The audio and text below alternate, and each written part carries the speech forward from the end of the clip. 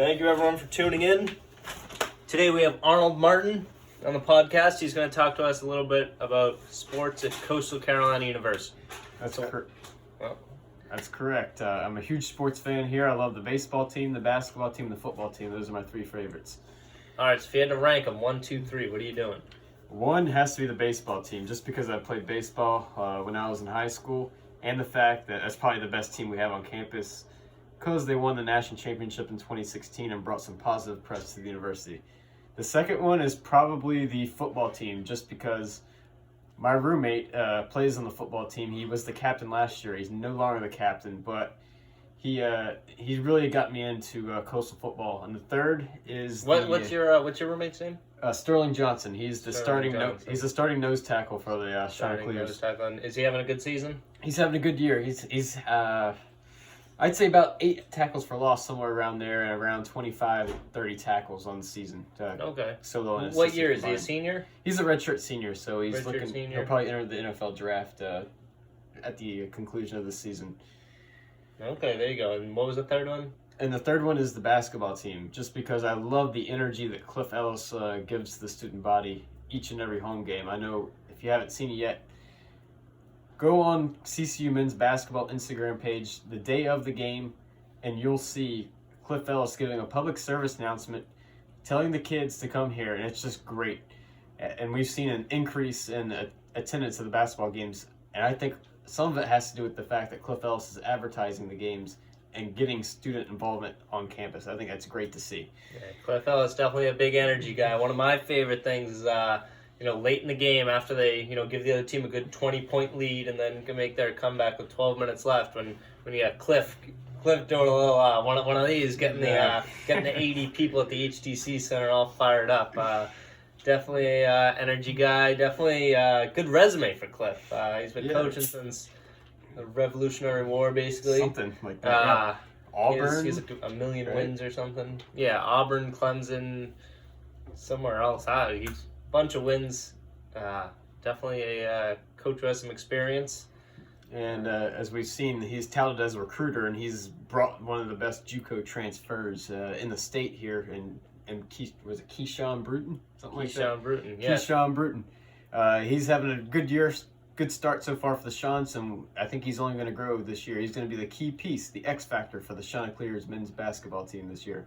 Definitely, yeah. Cliff's known as a kind of an old school coach with his defensive strategies and everything, but he's really known for being a good recruiter, as I've heard, and definitely those JUCO transfers like Zach Cufferson. Mm-hmm.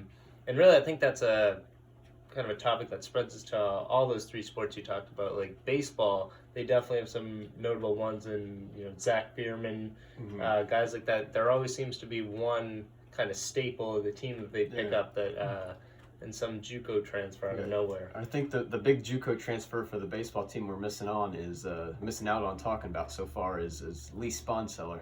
Lee Sponseller.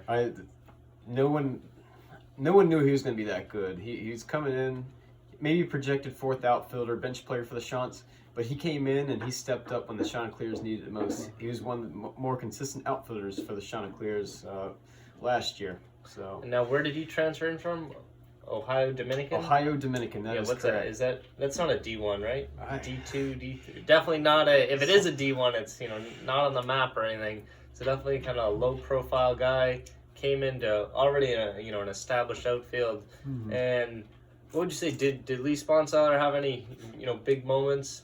Oh yeah, he had that big walk-off grand slam against the Clemson Tigers. Right, exactly. And that's what he's known for. That grand slam, kind of a walk-off in the 9th inning. Definitely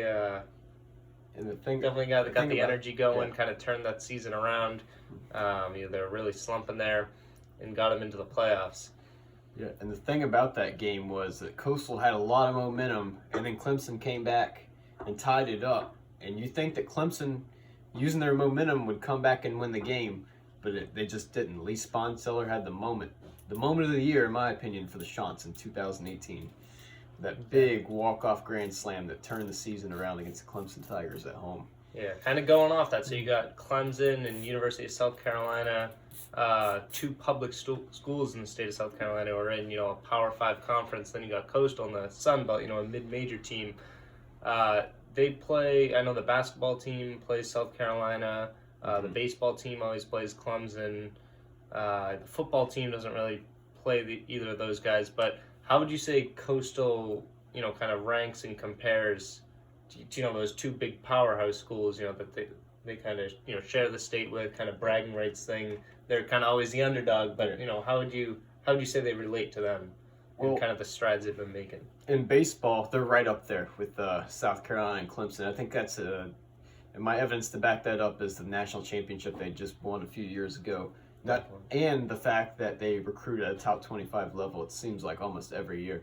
So Coastal has the talent and has the coaching really to keep up with the big name programs in the state of South Carolina. As it turns to football, the Coastal is just not on the playing field yet as Clemson and South Carolina. Well, it's definitely tough with football. I feel like there's a lot of growing pains, with the Coastal's on the up, but there's a long way to go. I feel like before they can get there. Kind of with basketball and baseball, you got the smaller roster. You can kind of one or two players can really change the dynamic of your program. Yeah, change the dynamic. Almost, for years to come, make it a better name and everything. So it's a lot easier, I feel like, to make moves in those sports.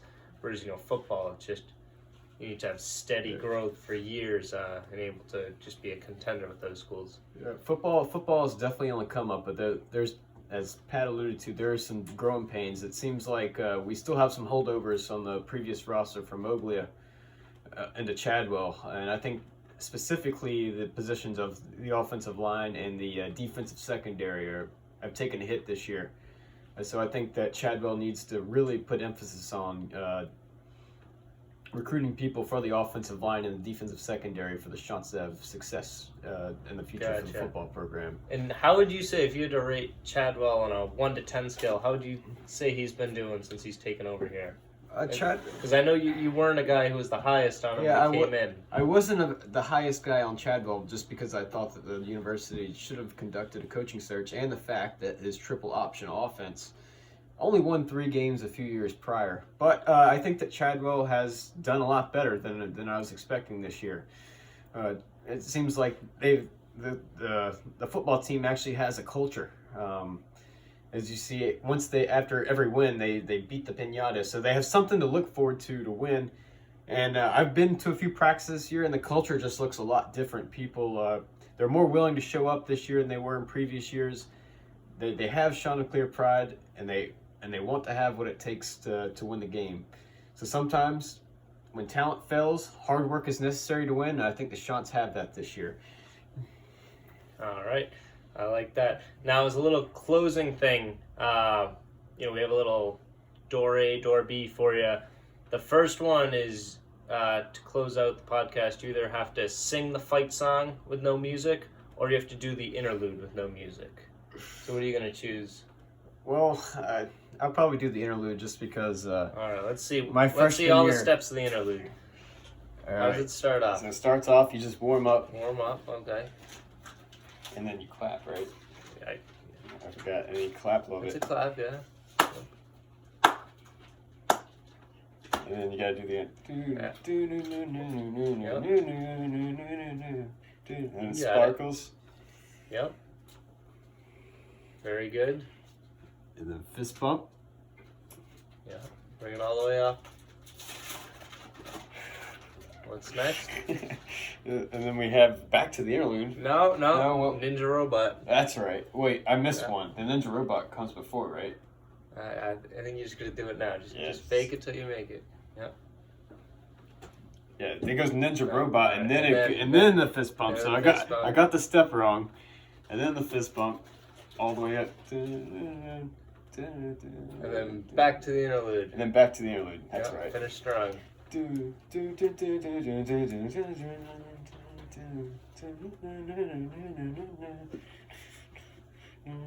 Okay, song's over, I guess. All right. Arnold, thank you for coming in. Appreciate your insight. Anytime. Thank you for tuning in.